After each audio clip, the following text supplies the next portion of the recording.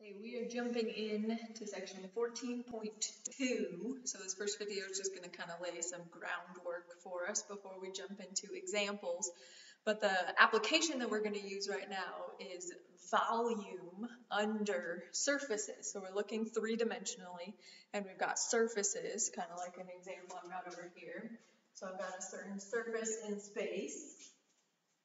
And we want to think about the volume underneath it over a particular region of the plane. So we're kind of only looking at a little piece of the plane and then kind of cutting the surface, if you will. So it's sort of like when we did optimization questions and we looked at particular regions of surfaces. That's what the top of it looks like, but then it has those sides and it creates a solid. So it's kind of like we've got this whole little curvy wedge piece here that we're trying to find the volume of. So we're going to think about what we did back in single variable calculus. And when we were looking at single variable, the analogous thing to this would be areas under curves. So when we did areas under curves, if you remember in 2D, we used Riemann sums and we approximated the area by using representative rectangles. So we took lots of little rectangles underneath the curved, and then we took the area of those, we added all those areas together, that gave us an approximation. And then we said, well, if we want to keep making this better, we should keep making those rectangles skinnier and skinnier. So we had more rectangles, but smaller and smaller. And we said if we could do that as a limit, as that limit was either as the width of the rectangles went to 0 or the number of them went to infinity, we came up with the exact area underneath the curve. So we're going to do something exactly analogous here, where what we're going to do in 3 dimensions is rather than representative rectangles, which are 2D, we're going to use rectangular prisms, which are 3-dimensional. So basically just taking the idea of a rectangle and moving it into 3D.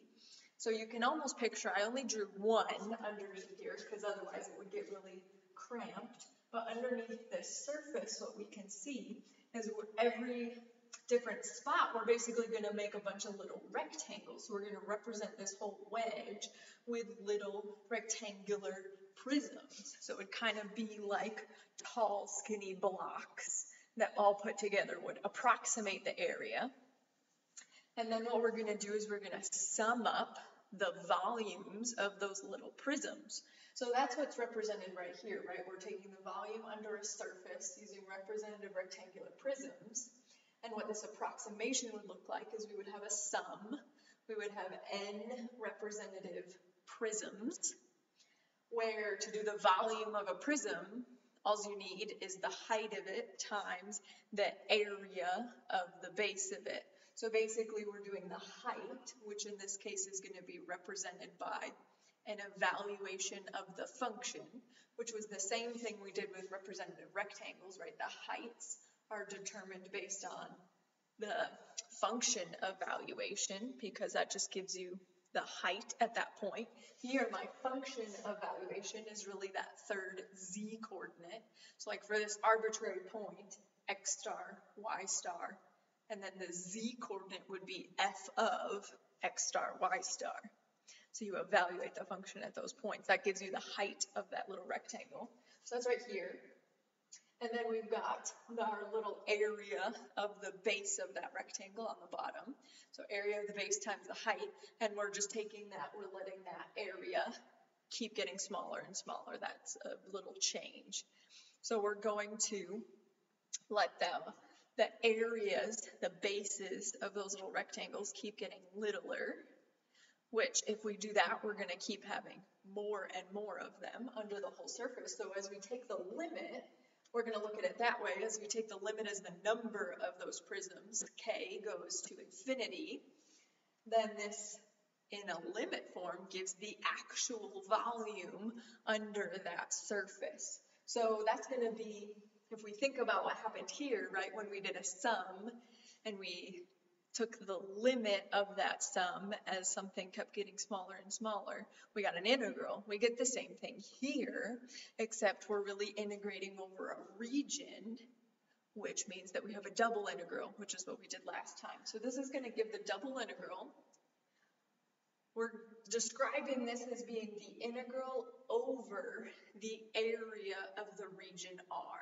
So this is the notation that we use, right? We're integrating f, the function, the surface, over its dA, just a single dA, but really that's got two pieces to it because there's two components, two dimensions to that region. So this really is going to have two pieces to it eventually, but we're integrating over the area of the region R.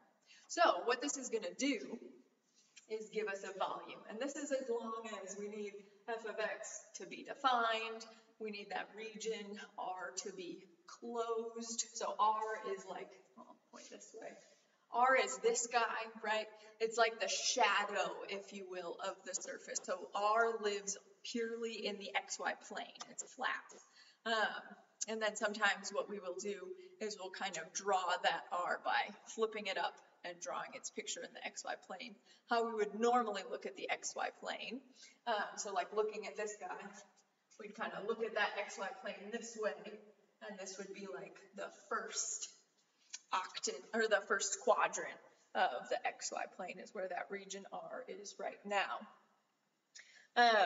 So we need f to be defined over that whole region. Obviously, we need that region to be closed, which means that it's got those boundaries, those edges.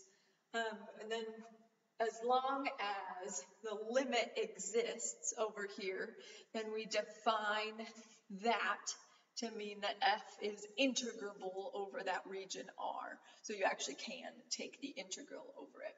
And then you can define integrals no matter what the restriction is, but for it to be defined as a volume, you would want f of x to be, or sorry, f of xy to be non-negative, so greater than or equal to 0 over that region, so for all points in R. And then this will give the volume of the solid under f of xy and above that region R. Now you'll notice if it's not a purely non-negative surface, if that surface does dip below the xy plane, it's sort of the same way that we saw with our areas where you would get like a net volume, because surfaces, once the surface dips below the xy plane, that z coordinate is negative, and so this f of xy will really be a negative value. So the volume of the parts under the xy plane will really turn out to be quote-unquote negative volume. So you get kind of that net volume. If you wanted the total volume, you'd have to take the volume of the upper part, the part above the xy plane, and then you'd have to convert the part under the xy plane to be positive, and then you could add those parts together. When we're looking at this, though, we kind of think about, well, how do we actually do something like this, right? The double integral over R, what does that actually mean? Well, it's the same thing that we were doing in the last section, actually, right? We were looking at those areas of the plane, and we were figuring out how do I represent that area using bounds of x and y. That's what we're going to do here. We're going to find the bounds that define the region R, and then we're going to set up that iterated integral, just like we did in the previous section.